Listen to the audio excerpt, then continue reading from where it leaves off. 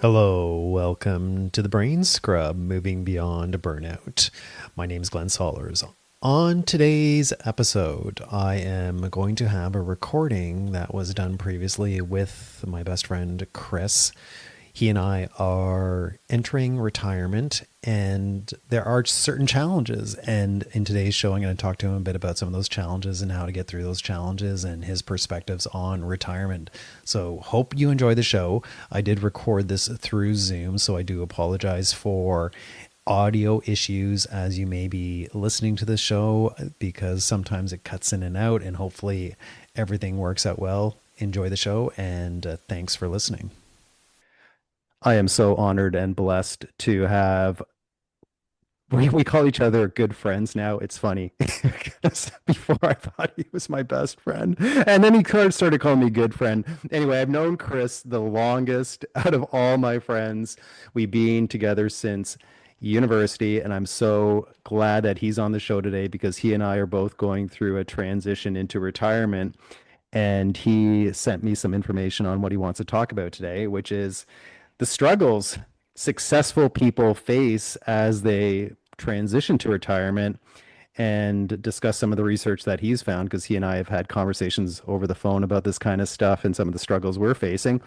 And I just will give it over to Chris. And Chris, maybe you can just do a little introduction about who you are, what you do, why you're interested in this topic.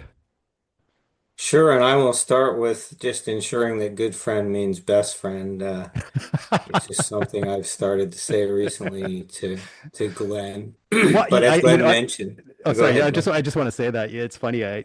Because somebody said to me, when you say best friend, it's like a childhood thing. So I get it. I get it. I'm starting to accept it. So I'm going to Okay, say boy. lifelong friend then, Okay, perfect. which I think is a good segue into we met in school, as Glenn mentioned, and then have stayed in touch primarily as friends, but also benefited from each other's advice throughout our personal and careers. Lives and now are toying with, I hate the word retirement, by the way, so don't edit that out. I think I'll go on my rant about that, but Please do. second life, second journey, new start, whatever the term should be, is something that I'm discovering, and as Glenn mentioned, with some challenges, but also with excitement and kind of a youthful mindset that I find sometimes you have to dust off as you get more complexity in your life through family, career. Sometimes you just got to be a kid again and discover and explore, I think is I'd probably if you had to build a maturity model from 1 to 10, I'm probably at a 3.5, maybe a 4 right now in terms of figuring out what this second life or second journey could be. But work worth doing, I think, Glenn. Yes, and you said the stage of maturity, and I would argue, do men ever mature? I don't know. No, No, no, no, no. no. So maybe it's a good way of getting back into our immaturity and having fun Ah, and goofiness there, right? Because we've had to have a certain facade. Now, one thing that you mentioned is the struggle successful people go through, and I definitely see you as somebody who's been highly successful. You've had a number of small businesses that you've started, you've had employees, you've done a lot of work with many organizations around the world and here in Canada. What does success mean to you? yeah, good question. And just to color that in a bit. So I've spent 30 years primarily in the technology industry as far as my professional career and my personal life included, fostering and maintaining really good friendships like the one with Glenn, but also prioritizing family. And anyone that may listen to this or have family members that have really driven very, very demanding careers. And I don't say demanding necessarily in a negative way. I was highly, highly motivated and driven by how technology transitioned and transformed industry. My role as a participant in it, and I was fortunate enough to end up on kind of all sides of the table in my professional life. I don't think you're ever on all sides of the table or finished with it on your personal life, but I, as Glenn mentioned, I was entrepreneurial. I did startups in the tech industry. I also helped finance hundreds of Canadian-based technology companies and did M&A, and then led a number of global mandates that took me all over the world in a very demanding but also gratifying way. And it kind of drove out an identity. And I think, one of the biggest things as I look to step back and or at least think differently about redefining an identity, you really have to decouple, what you've been neurologically programmed to do if you were driven in that way, and what some of the struggles are with it. And what are you noticing as you go through this? Because you and I are doing the same thing. And just to give you a bit of information, Chris, yesterday was my last day of work for the summer. I'm doing Ah, the odds and ends over the summer, but no facilitation, no training. And I'm kind of scot-free now. And then in September, I'm going to do a few workshops. So I'm kind of semi-retiring and I'm not doing it fully, focusing here on Vancouver Island. And I'm going to stop to the best of my ability working in Vancouver and stopping the travel. But you've been doing this for a tiny bit now, where you're not, from what I understand, working per se. What have you noticed? yeah. So about a year ago, I left a major firm that I'd been part of, and I had taken a little bit of time off, but then started to take on some clients, and I have done that throughout my career where I was independent as opposed to being part of a large corporation or a firm or some other startup. And I got incredibly busy, maybe quicker than I would have liked. I worked on a very complex public company turnaround situation and some other fintech financings and some other clean tech technology businesses.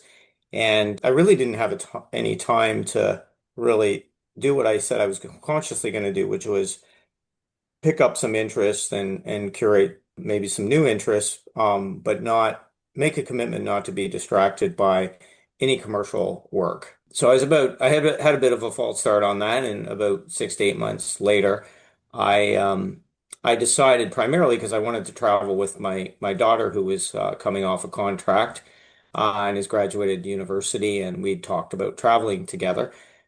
So I kept some time aside. She had her contract renew, and that left me actually in an interesting position where I didn't have a plan, and I've plotted, and I typically have a plan, I have a strategy, and I tend to go and execute on a plan. And I was kind of dropped in January of 2025 into this um, a bit of a abyss in not having a plan and not having a calendar for the first time in, you know, my adult life and certainly my professional career, where every minute and every hour of every day and every time zone was managed excruciatingly tightly. It was a very, very different feeling. So I think the long answer to the question, Glenn, is it was a comfort, but it was also a struggle, in terms of a little bit of seeing what would your identity be if it didn't have that previous definition. And I think that's a journey that, anyone who's had a successful or busy or demanding career, I've talked to dozens and dozens of mentors of mine who are, 10, 15 years older than I am. And many have said, they had their head in their hand crying, they had breakdowns, they had real struggle with identity. These are former venture capitalists, private equity, Bay Street, Wall Street, highly, highly successful entrepreneurs who've made, in many cases, tens of millions or hundreds of millions of dollars when they've exited a business. And there seems to be a common thread around just calibrating on a new identity. And I think that's the work to be done that I think is a bit scary if you've really developed a very hardened identity elsewhere. And what have they told you? So when you speak to these business owners, CEOs, people that have moved away and have been retired, again, you don't like the word retired, but have not been doing their standard identity work, what have they done to overcome that? Yeah, I think it's been a mixed bag. I'd like to get some data on this, and I probably will get data on it because I tend to like data and trying to see what data informs on. But if you took that cohort of people, and by the way, success is defined broadly in my view. My brother is a highly successful father. And, people wouldn't look at his career that way, but I see him as a highly successful individual.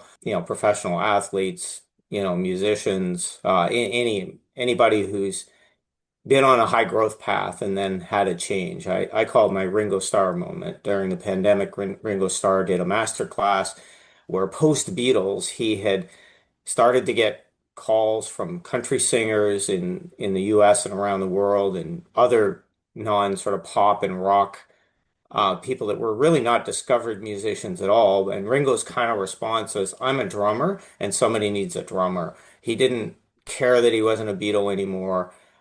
He didn't care that he wasn't, one of the most, as John Lennon said, bigger than Jesus.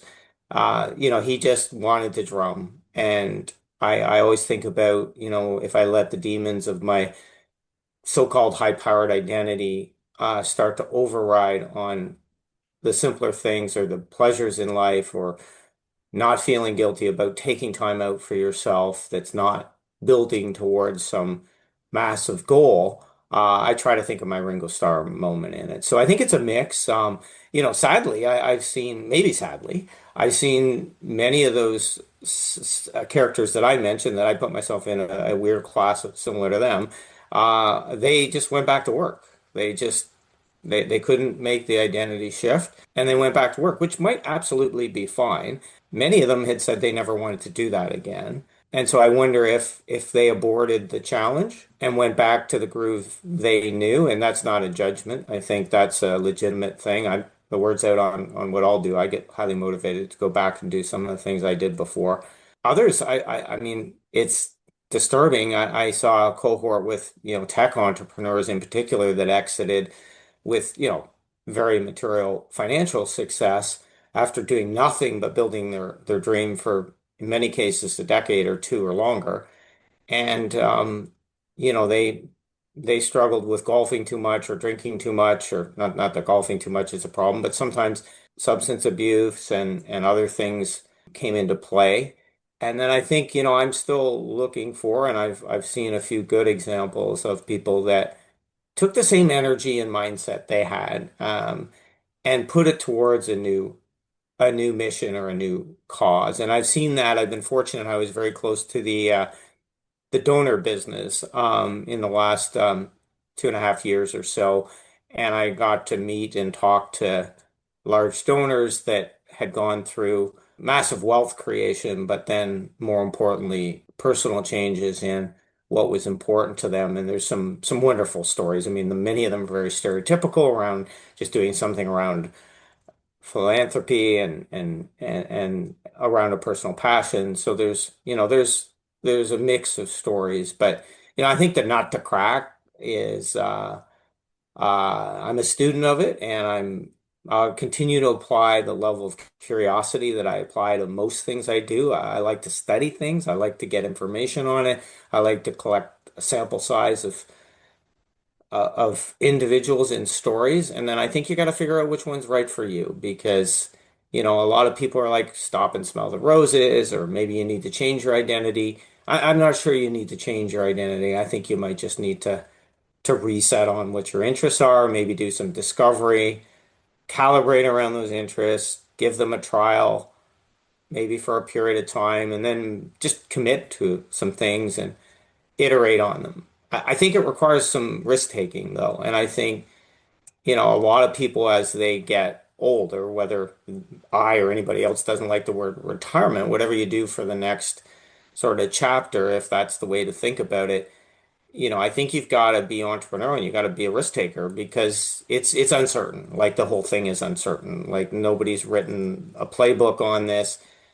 The financial service industry is a good example of just kind of the lies we were told. In Canada, there was a financial services company that marketed, Freedom 55, and that was like full of sailboats and vacations and all these things that if you have the wherewithal, you're going to do some of those things.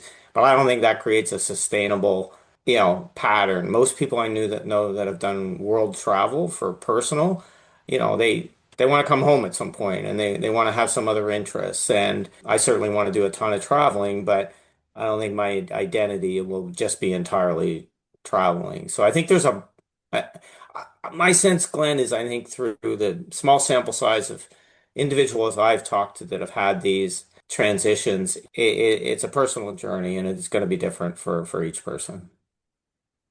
Chris, when you say identity, what does that mean to you? Because when I think about identity, we create our identity as we grow up. And we have different identities based on the career we're in, the marriage we're in, the family we're in. So it's evolving, it's changing. And maybe our identity is a certain way because we've been developed that way and we've had to fit into that identity to be successful. So, a true, authentic identity, what is that? Yeah, I think it's a good question. And, all joking aside, we were talking about, being immature or being youthful in the approach to this, but I think you lose the child, or at least you lose the young adult in you. If you are a young adult that was fortunate enough to kind of dream big and think about the world kind of being your oyster, and I have no idea what that means, but uh, just you see a big future in front of you. And I think what inspires me about trying to think about a new challenge, and again, that will probably include for me some very meaningful commercial and non-commercial work, if you will. But I think the identity one's it's a tough one because I think you're always developing. And I think there's probably, I hadn't thought this through, Glenn, but I Mm, think there's a secret identity, there's a hidden identity that is on autopilot.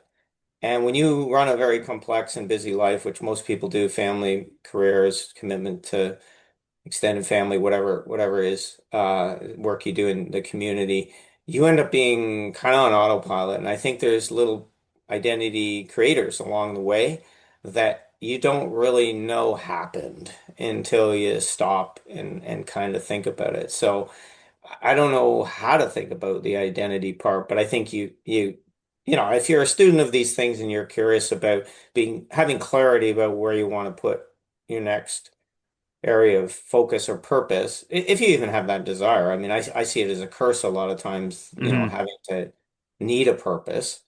And as you and I have talked about on a few of our discussions, there's Buddhist principles around just becoming a nobody. And that's a very endearing kind of topic. And so inherently, you would have no identity if you became a nobody. I'm not sure that works for everybody, but I think it's worth being curious and picking at these ideas. Yeah, that word curious is a powerful one because yeah, as a person who's successful, you have a certain following, you have certain command and control over things, you empower other people, you change other people's lives. And now we're just sitting in the chair looking at each other. And there's nobody around us that we have to report to. It's kind of like, okay, I'm doing my own thing. What does that look like? And like you're saying, it's a bit of a risk when you get into it. But one thing that you mentioned, and because you mentioned some of these people that you know, they've gotten back into a career or they're doing something to benefit the world or whatever it might be. I'm sure you've heard of the term the go-go years, the slow-go years, and the no-go years. And you and I are below 60. We still have a few years left in this time frame. So we have the opportunity to do this earlier in life. And of course, there are certain struggles. And some people die early when they retire. I think you and I talked about that before. But these folks that decide to continue and work, what has been the consequence for them and what has been the pros for them?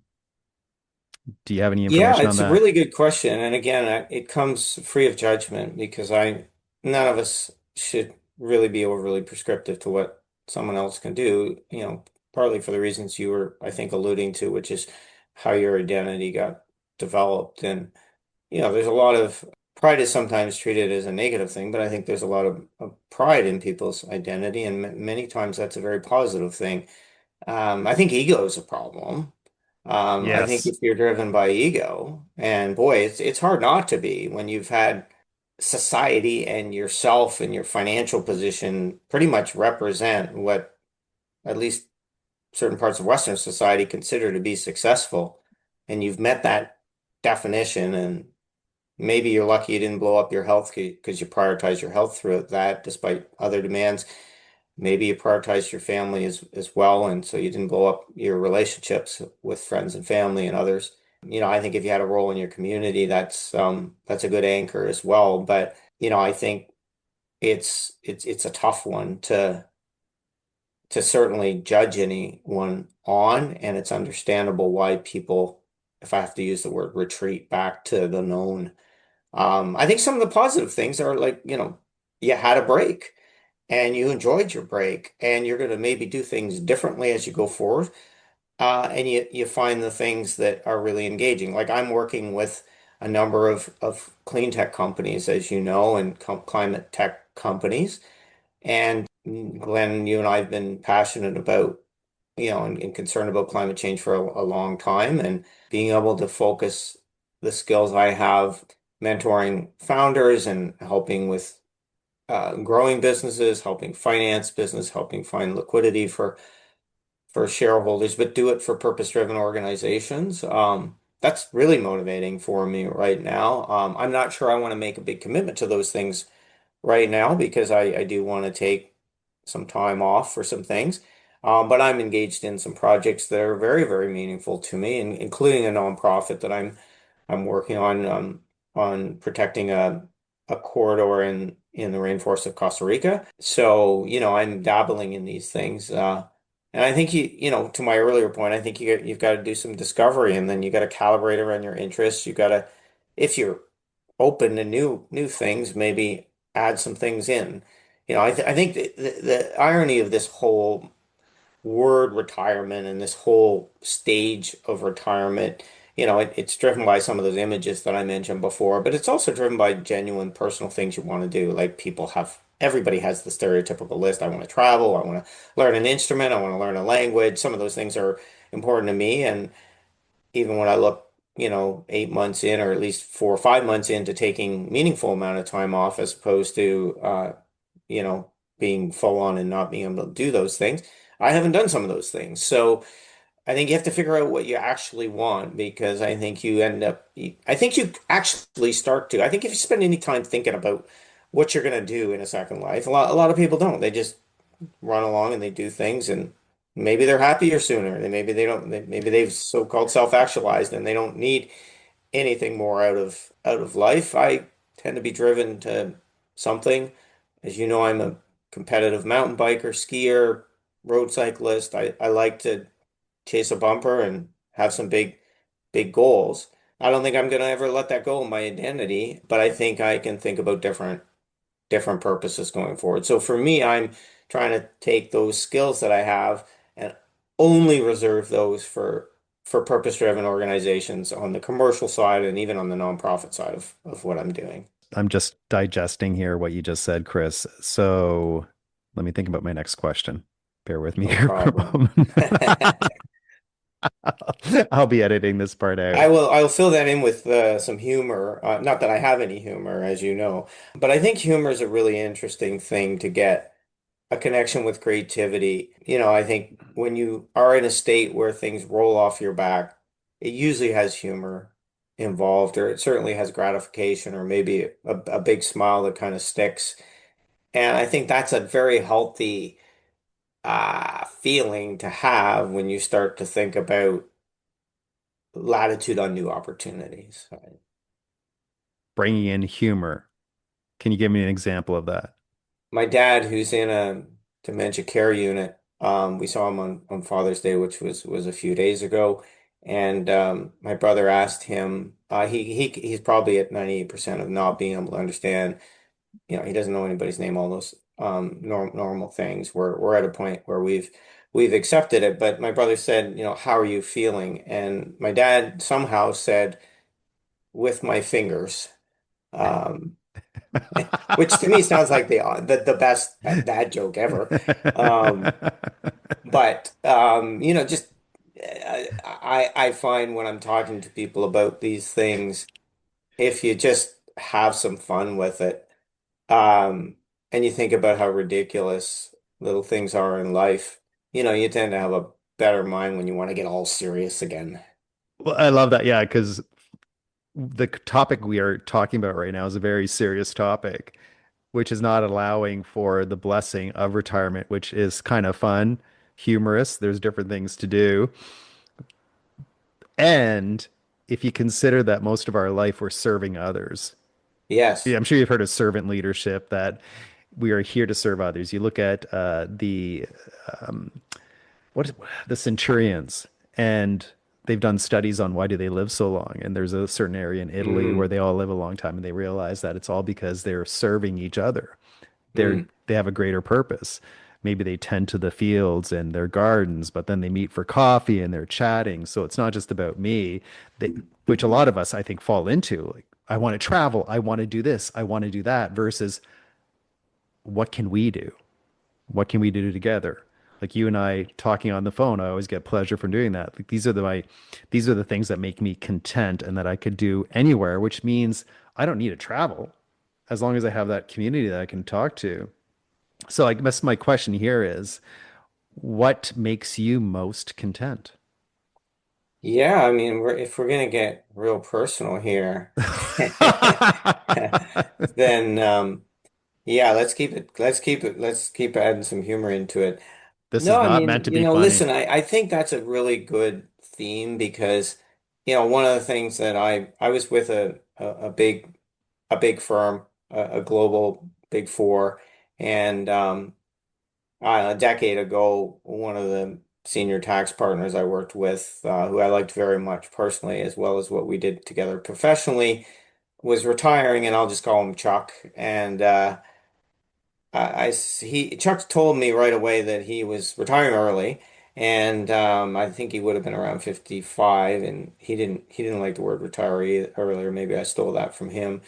Um, and I said he immediately told me about a nonprofit that he was interested in his community. And I said very kind of sarcastically, but also just meant to be fun because we had a lot of fun together, that, oh, okay, so now we spent our whole career helping rich people get richer. Now you're going to help people that actually need help. And Chuck was actually kind of offended by that, being a very proud and very successful tax partner who had helped his clients. But there was some truth in what I said, and so I think about if you end up in a position of being lucky and fortunate enough to be able to choose where you're going to invest your time. Many people do not have that option. Some ought to be furious at the even idea of a podcast about, gee, what should I do with my time now that I have money and time? Yeah, Um, but if you are, I often think you probably did something to create some leadership or some success. You've got some skill sets there. I want to apply those. Like, I want to use them to give back. That's just a personal motivator. I also don't judge those that don't. I have people I've known most of my career who've been successful and they're not philanthropic at all. It's not on their radar. I think I can convert them over time. hmm, But I think it comes back to that identity thing. I think you got to find out where you snap in. But I think you can use fun, humor, and good conversations to figure out what formula makes sense for you. definitely, and it's going to be different for everybody. Now Which, the by the T way, that wasn't any fun at all. That was not humorous at no, no, all. there was no, yeah, So yeah. a big fail there. Yeah. I'll give you some latitude, Chris. That's fine. That's fine. It's not all fun. Now, you are wearing a t-shirt that says Lone Wolf on it. I don't know I if am. that's I do. done with intention, because when you retire, I for sure have been feeling a bit like a lone wolf, Hmm. right? There's nobody around. There's nobody telling me what to do. This morning I got up, I went to the gym, and then I did some gardening, and now I'm sitting here on the podcast with you. How do lone wolves survive? Hmm. I didn't actually realize I put this shirt on. Yeah, because we're kind of like Um, lone wolves. You and I like to howl for sure. yes, we've been known We like to go on to howl. adventures. We like to try different things. We parachuted. I, I think you were there when we bungee jumped. Like there's so many things that we've done together, and Yes. we've always had that kind of friendship that we're the adventure guys. We'll go out and do different things. So lone wolves are very adventurous for sure. They're exploring. doing different things. But tell me more. How does a lone wolf do it? Yeah, I mean, I think that is a persona, if you will. It's not mine. As you know, I'm very social, and my relationships are super important. My personal ones way more than my professional ones. There's some people I've worked with professionally that are absolutely wonderful, but there's almost all my personal relationships didn't come from professional outcomes, which maybe it was by design, maybe that was some of the lone wolf. But I have been a lone wolf, and I think a lot of people that self-reflect and maybe inherently have some lone wolf in them. I do think you have to figure out and solve this problem on your own. I don't know enough about wolves. Shame on me as a Canadian boy who spends a fair bit of time in Northern Ontario now. I should know more about wolves, but I think you got to solve some of these things on your own. Maybe you got to be with the pack a little bit if I have to keep trying to figure out how this analogy works and that figure out what the pack's doing. Does that you like that pack? You don't like the pack? Again, I don't know how wolves interact, so this could be completely wrong, but I do think you've got to figure it out yourself. After you've taken inventory of maybe what there is out there to eat in the forest, if I have to stop right Hmm. there in terms of the analogy. I think I got it, Chris. I think I Uh, got it. And that is that a lone wolf is in search of its pride. Pride. Hmm. Yeah, right? A pack of wolves is called a pride of wolves, and the lone wolf is seeking that, which got me to this insight that is so in life, we're always trying to show others, look at me, look how successful. For some of us, like for me, that's definitely the case because I was always told, Glenn, you need to try harder. And I become very independent and successful in what I do. And now I train other people on how to communicate and be their best selves. And when I think of the word retirement, and I live in an area where there's a lot of retired people, there's a certain pride that comes with retirement. Like, I've succeeded. Look at me. I am Hmm. retired. Yeah. Right. And does that word retirement maybe identify with ego needs and that you've made it because now you've retired and look at me, I'm successful. And for those of us, as you're doing, and I'm still in that trying to figure out like what's my purpose because I need to redo my purpose. I need to redo what behaviors do I want to change. Like for me, I know I need to worry less. But is retirement like a bragging point? And maybe that's why to consider that maybe I still need to do some work doesn't give me that bragging right because then I haven't succeeded. I don't know. I'm just throwing that out there. I Yeah, don't know if no, that makes it's any. interesting, Glenn, because I think maybe comes back a little bit back to that ego. You hear these terms even if you're in a career of any, whether it's a career, profession, whatever it is, professional athletes, musicians, like th- there's a lot of things going on, right? There's success, there's growth, there's society, there's who you're serving, there's financial, sometimes ups and downs. There's pride that gets developed through experiences. And I think there's ego. And I think ego, at least for the cohort that I'm talking about and we're talking about, I think you got to really take to heart that check the ego at the door thing because, and everybody throws these words around, but have you really checked your ego at the door? Like, if you're retired, so to speak, and you're retired early and you have the money and the wherewithal, and you have no one left in your house, your kids have gone off and they have their adult lives, and you're building like a massive new house, like again, I'm gonna get a bit judgy, but why? Like, what are you doing? Like, who's that for?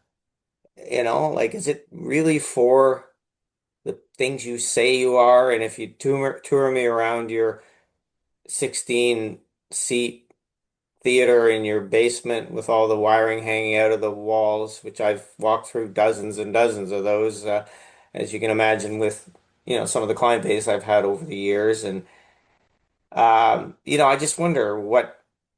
Or you go and you buy that car and are you going to the track? Is that why you want to do it? And you really love cars? That's cool. Do you want to be seen on Bay Street or at the golf club in the better car. I, again, I'm getting a bit judgy here, but I don't know. Is that going to fulfill you? You've had the wherewithal probably for some period of time already, and are those things really going to give you purpose? To me, those are the no-go years. I thought the no-go years were when you and I were trying to find a date back in the days, but those seem like the Okay. no-go years. But to me, maybe the no-go years are just don't do any of that shit until you figure out what you're really doing. I've seen a lot of my clients, and I've went through some of this myself. I've done nine private company direct investments in technology companies over time, which is mostly giving back to the community without getting the tax receipt for the charity. Hmm. But it's just what's driving you for that outcome, and what a lot of advisors now tell people if they have sudden financial success and an outcome, don't invest in any startups.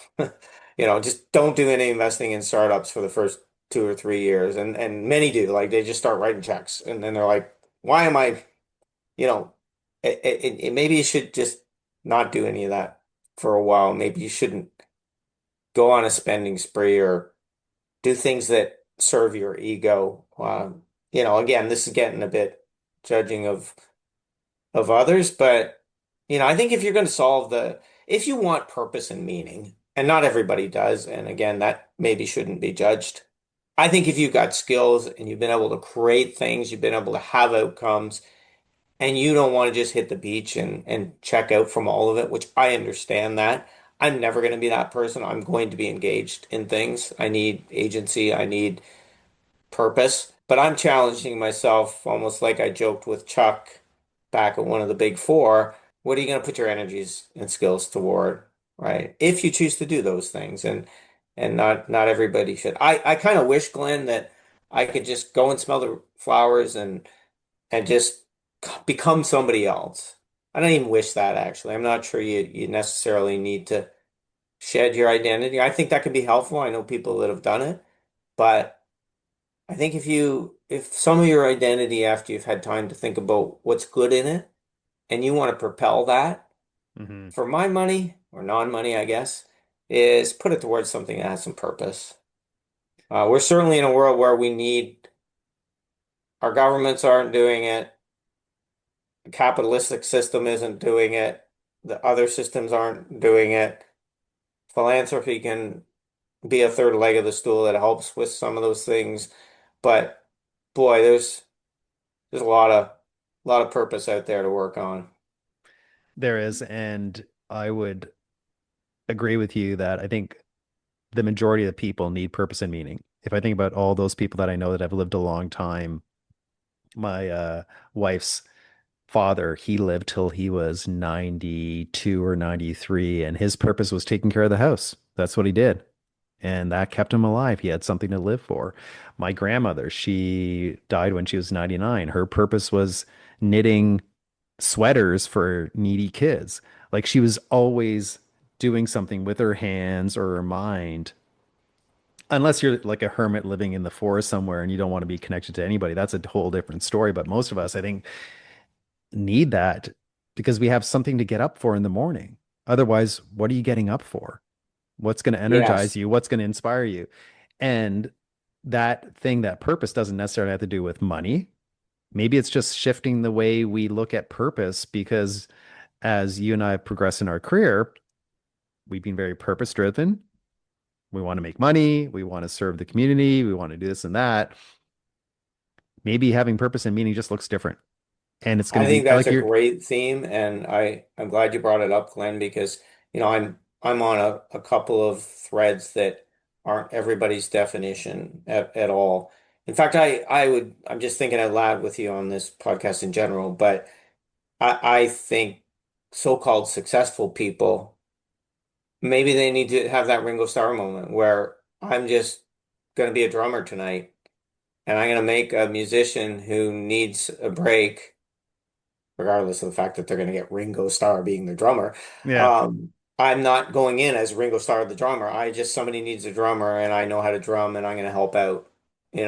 That to me is, I think, if I had to throw down a challenge to so-called successful people that live these big lives, and the lives become big, like they become big and complex. You Hmm. do not live if you've had any level of success, you've made massive compromises. You've almost solely been focused on an outcome or multiple outcomes, Hmm. and you've been inherently self-centered and self-focused on those things, not necessarily suggesting you haven't done other things, but like nobody gets to sustainable level success without compromise and an intense focus. And if you are lucky enough to have some big outcomes out of that, you tend to measure everything in terms of big outcomes. I've been guilty of this throughout my career. I'm guilty of it every time I get on a mountain bike or a set of skis. I want to become like the best, and I'll take the risk to do it, and I'll try some things, and I'll push myself physically and mentally. But but your examples to me are maybe the challenge to people that struggle with this is go and get those simple pleasures. Like I was out cycling with my daughter the other morning, and she's doing so great on the bike. Like she was intimidated to ride for the longest time, and she just did great. I'm probably close to my peak performance because I just came off a camp in Mallorca. And she was right there behind me. But we stopped in the park, and we saw some elderly people just doing a movement class. We saw a whole different group, just of all generations, of several different nationalities, just throwing a frisbee around to each other. They were getting out, they made a commitment to the community, they made a commitment to the group, they showed up, they had some fun. They moved their body and got their heart rate up and had some social interaction. I mean, it helps with your balance, it helps with your cognitive ability, and those people had a successful day. And, Hmm. maybe if I'd say one thing about so-called high driving, high successful people across whatever spectrum you want to use, I've started to do this, and Glenn, you know how hard it is for me. I like to light off fireworks. Like I like to see big outcomes. But I'm really noticing those moments, and I'm realizing there's a whole world out there of so-called normal people who live normal lives that have purpose. And I think measuring purpose in smaller ways, like the examples you gave, is a super powerful thing. And a lot of that's getting your ego out of the way, right? Like that's a perfect check your ego at the door situation because, oh, well, that's not big enough for me. I think about it when I look at what I want to do in nonprofit stuff that we've started now. It's like on one hand, I want to go and out sustainable farming in this one small, tiny little village and corridor in the Pacific side of Costa Rica in the mid mountains. And then I want to turn that into a global example of rainforest restoration. Like, settle down, dude. Like, just why don't you go and help that farmer, right? So I think those small examples, like you could do those every day like your grandmother did or somebody else did, or just join that community group. Like, get over yourself. Maybe check the ego at the door and challenge yourself to get pleasure out of those smaller things. Yeah, the smaller things and one like the group activity that you saw, or these people doing slow movement exercises in the park when you're with your daughter. The What just came to me, Chris, was, and I was thinking about this the other day, and not to take, well, I'm going to take it to a bit of a deeper level. When I grew up, because I think a lot of who we are now is a byproduct of how we were raised and where we saw our value. And when I grew up, I felt like I didn't fit in. I didn't have a lot of friends. I was spent a lot of time alone. In my career, I kind of do the same thing. I'm in command and control. I do it alone. I'm in front of a group of people, getting them to do different things. That fulfills me. And whenever I worked in a team environment when I was younger, I struggled because I guess I never felt like I was part of a team as I grew up. Like I didn't have a lot of friends. My family wasn't a good team. And what I'm realizing as I'm going into retirement, I have to let go of what's driven me over the last 30 years or so. And that's trying to be in the lead and become a follower, Hmm. which is a huge shift in identity for me because I know right now maintain a couple of different groups. Like there's a biking group. I do a cold plunge in the winter group. But I've always driven that kind of stuff where I guess what I'm getting here is that I need to do an identity shift into letting other people lead and I'm just going to follow. But getting gratification out of that so that I can start doing more things with different people, like what you're saying. Maybe I need to go out there and do some aquafit. I'm not going to do that because I'm not that old yet. However, I told you about the pickleball group that I'm in, and then the mountain biking group, which is slowly dwindling away, and I'm trying to figure out how do I recreate that. But that's to me so important is like when I met you in Mexico, as an example, or when we did Nepal together. It wasn't something I did as a lone wolf. It's something I did with a pride of people. And I am so happy with the community that I have. Having you as a friend, like all these things is what gives me contentment in life because I'm doing it with others. And so what I'm getting is I need to shift my identity to a we might identity versus a me identity. And sometimes retirement for me feels like a very lonely place.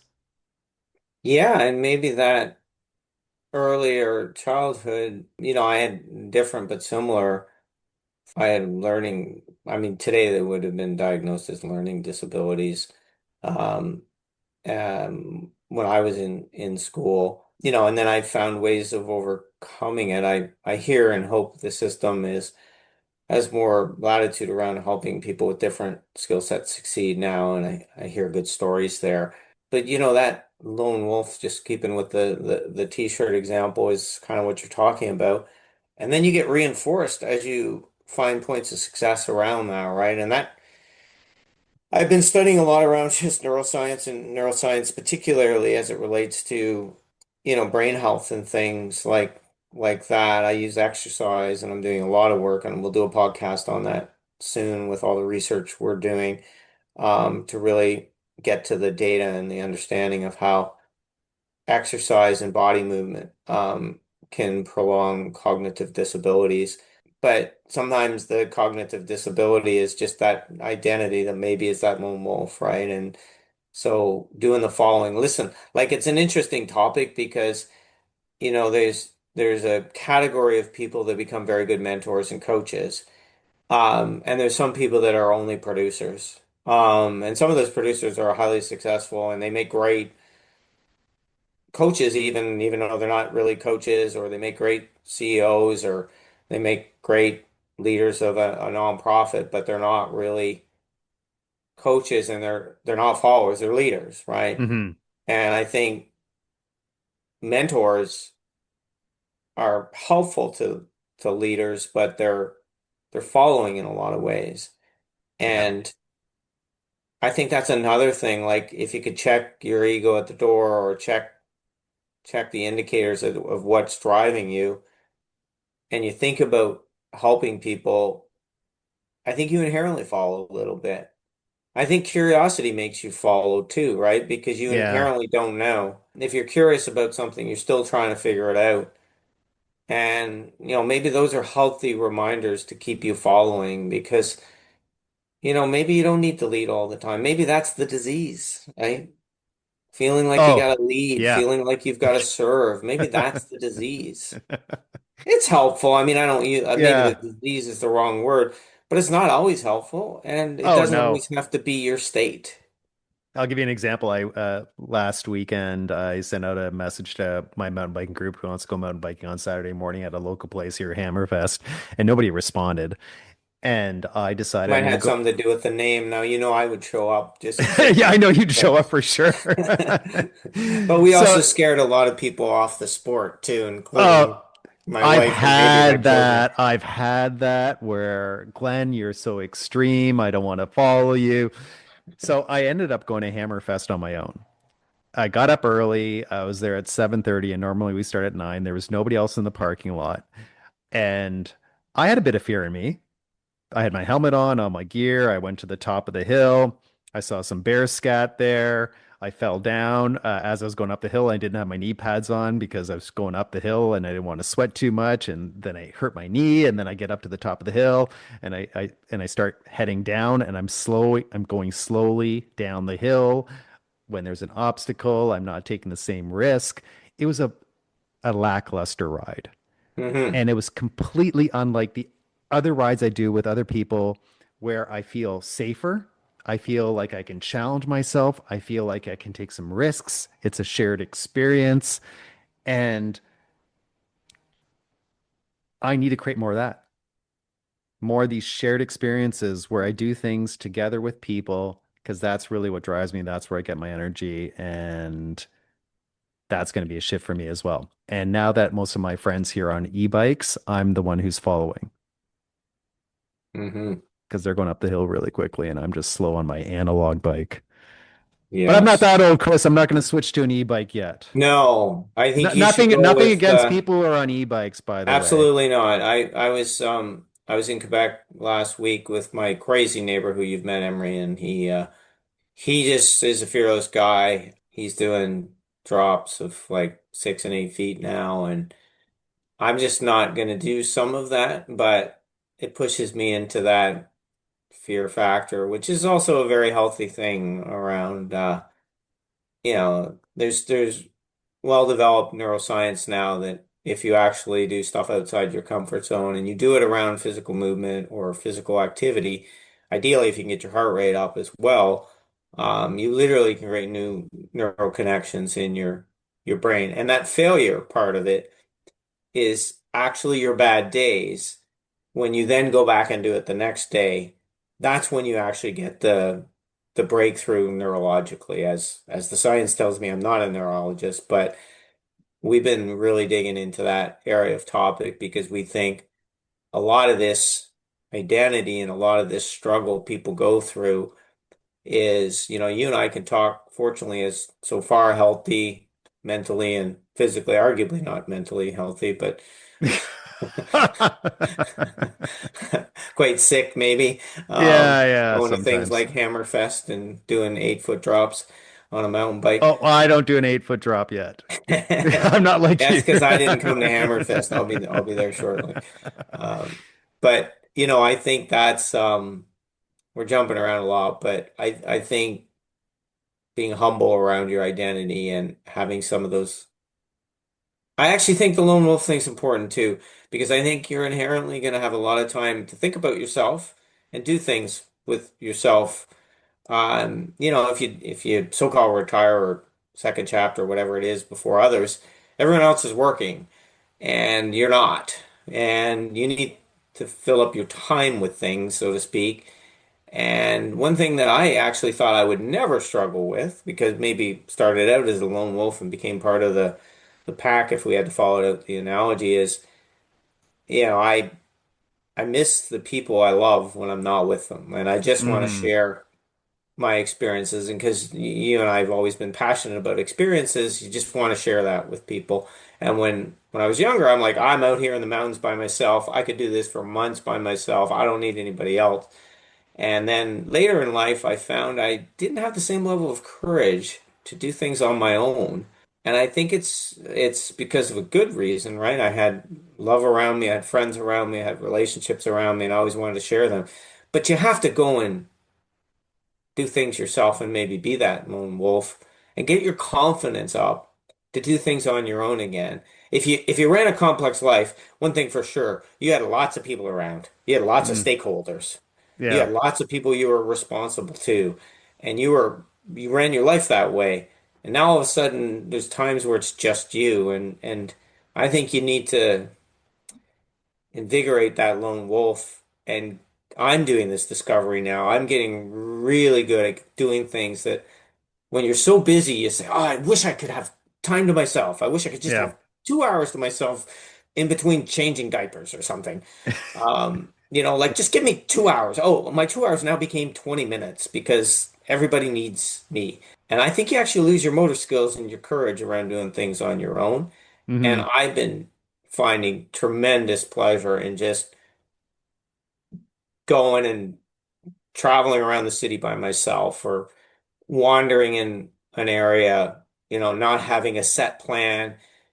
Take your car in like I did for service today, and instead of just taking the Uber link they gave me to come home and getting back to my desk, I actually just got a shared bike, went to a different part of the city I haven't been in years, and ended up biking home to just in time to make our podcast. It was a motor parade. Pretty sure it wasn't Donald Trump coming to Toronto, which is a really good thing. But there was a Hmm. motorcade that locked the whole highway down, and I was just seeing these little moments of what makes Toronto amazing in the summertime. And it ended up being a very enjoyable day. And as I was kind of putting the shared bike away to come back to talk to you, I'm like, I got to do that once a week. That was my Hmm. time. It was unstructured. I got all these joys, simple pleasures that I never would have normally put any value on. And, I think that's all part of the ramblings of trying to sort this stuff out. Yeah, and yeah, unstructured definitely is something I need to start embracing, living in the world of wonder. It's these little moments where, like what you're saying, being on a an e-bike throughout Toronto and experiencing different things and wow, traffic jam, but you know what? You have the time to deal with it. Okay, I'll just sit back and do whatever, right? Where there's no pressure other than pressure we kind of put on ourselves sometimes. Chris, I want to ask you a few questions. I teach a course called Leading Self and Emotional Intelligence, and when I teach the course, I created the course and I love it, and I actually want to continue to do something like this in my next phase in life, if you will. And part of the course is talking about your purpose. So I'm going to ask you three questions, Mm. and this may or may not help. I'm just kind of curious what your thoughts are after I ask you these questions. Question number one is, what difference do you make? Hmm. I certainly feel like I make a difference in my kids' lives, my experiences with my good friends and my best friend. Um,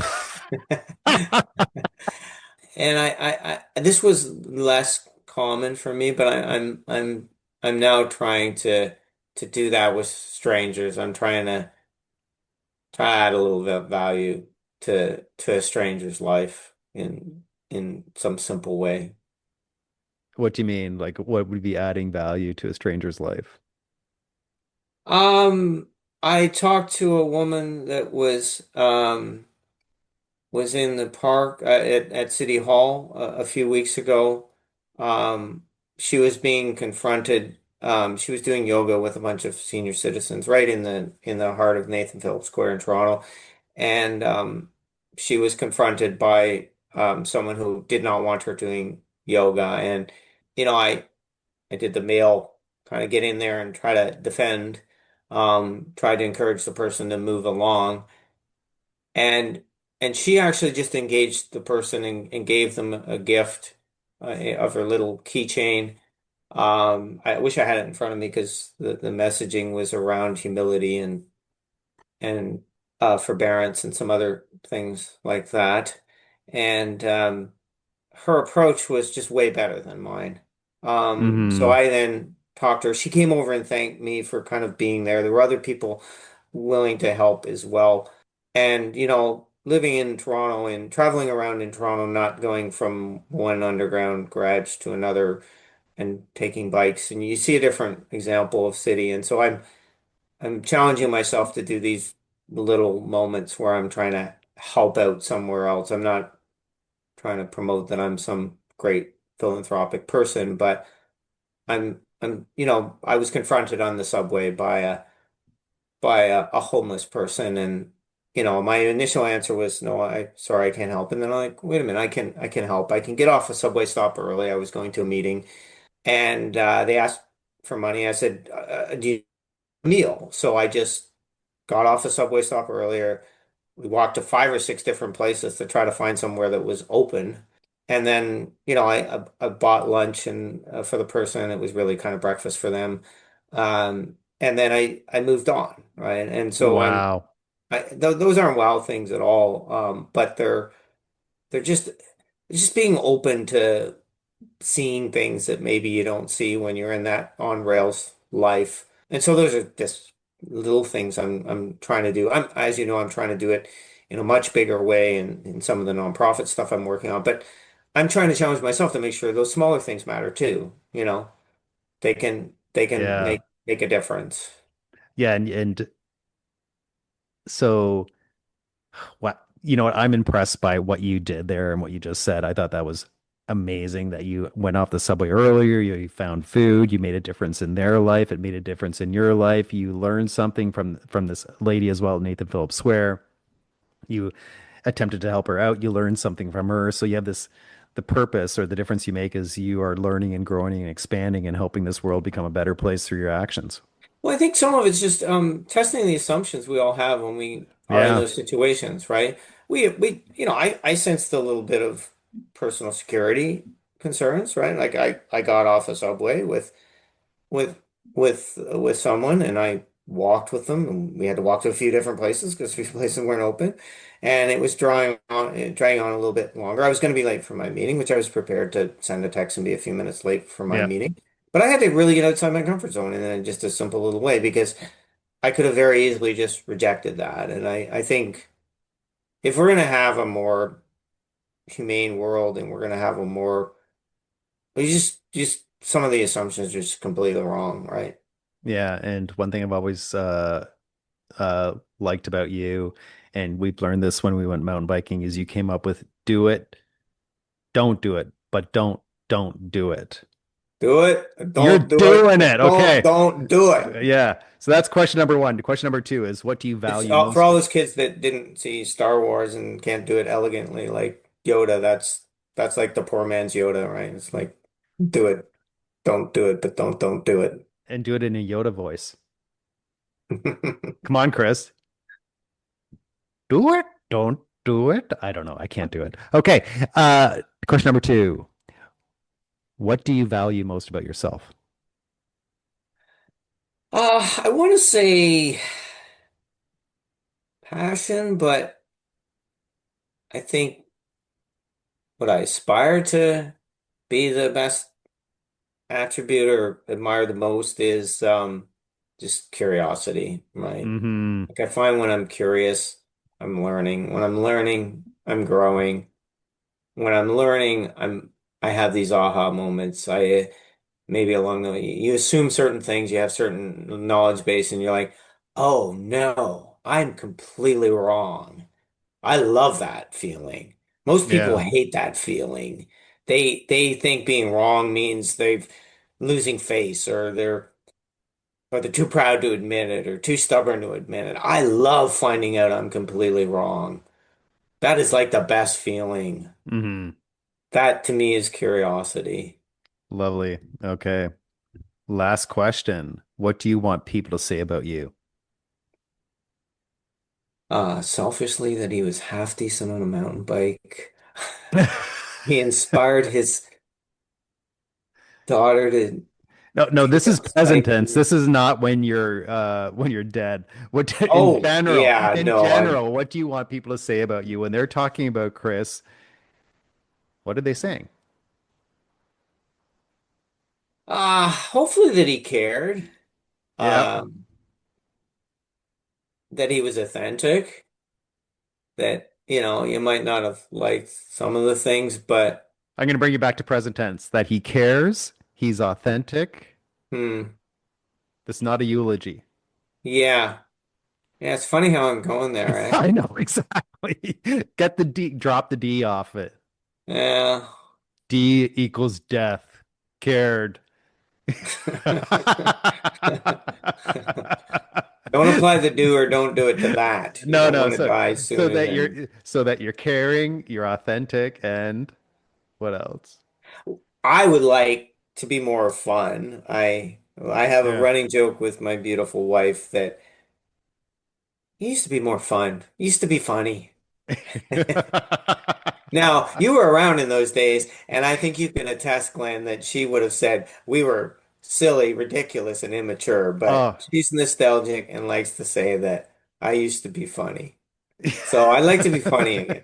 A lawyer friend of mine, can you say those two things together? Just joking to all those lawyers. Um, and he went through a tough time. I never thought this guy was like a shareholder negotiating lawyer, very tough situations, and he had a pretty serious breakdown, and he he ended up just sharing with me, which was wonderful.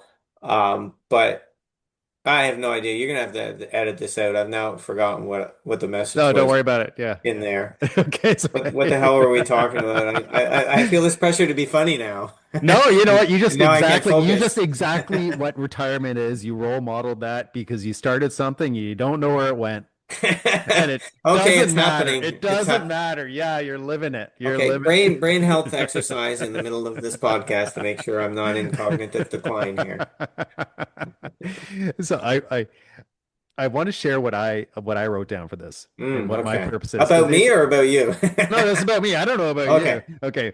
Okay. So what I'm just going to recap what you said. You said you like to grow yourself and others and to learn and help others. You do this through a value of curiosity, and that's what you value about yourself, and that you you want people to say about you that you're fun, you're caring, and you're authentic. So this is what I have written down. Hmm. It's so interesting that I have this written down. So the difference I want to make is or the difference I do make is I help others step into their power, Hmm. Well, which you're is way very more elegant in this topic than I well. No, am. You're the I podcast. this I'm is in just my the guest. this is in my workbook, and I use it as an example. The what do I value most about myself is my level of care and integrity. Hmm. Okay, and you mentioned curiosity. Interesting. And what do you want people to say about you? That I live on purpose and am caring and authentic, easy to talk to. Wow, my friend, you and it's no wonder we chatted about some of the things we chatted about in respect to next phases of life and helping others and exposing them to a better world. And what does that mean? Chris, I just want to say thank you. Thank you. I would love to chat with you again. The last thing I want to ask you, and you can add anything you want, is what is your biggest, sorry, let me reframe this. What is the number one thing that has helped you since January to get you where you are today? What's been the biggest shift within yourself? There's this Because guy we who on started off with, Vancouver Island. His name's Glenn. yeah. No, you've actually been very helpful. I don't know. I think it's just putting to work a few of these principles, right? And just not it's serious work to figure these things out, but I don't think you need to take yourself that seriously all the time, right? Okay. So I heard you want to have more fun. Just do it. Do it, That's Chris. good. Don't do it. Okay? That Uh-huh. uh-huh, uh-huh. Okay. Yes. Perfect. Yes, well, we will do another one as we get clearer on our brain health and exercise work and some of how we're gonna put on a sufferfest in the high mountains of Costa Rica to test out some of these principles and put science around it to see if we can actually help people. Because I know I'm been on this rant with you a little bit, but I actually think a lot of the biggest challenge is actually just getting yourself conditioned mentally, cognitively to be that new person. Yeah. Um, and I don't have this wrapped up in a bow yet, but I think there's some real power buried in understanding why our heart and our brain act a certain way. And I think as you think about so-called retirement, the data is all very clear. We're going to live longer, but are we going to live well? Mm-hmm. And Western medicine has been focused on the neck down. Your brain was this black box that was you were inherited and it was your DNA and you didn't have any choice with it. that's all proving to be, not all, but a lot of it is proving to be incorrect, and you actually have control of your body and your mind in terms of its health. Yeah. And I think the biggest risk to people who lose their identity through their work and their family and different life stages, I actually think the biggest risk is not getting ahead of where you point your mind. And I think a Hmm. lot of that is in developing new neural pathways that are healthy. So we'll come back to you with it wrapped up more in a bow and with real science around it. Well, thanks. You were a gift today. Thanks for helping us unwrap this succession to retirement and some of the challenges and the ego needs we need to get over. Really appreciate having you as a guest, Chris. Look forward to having you again. Folks, thanks for listening.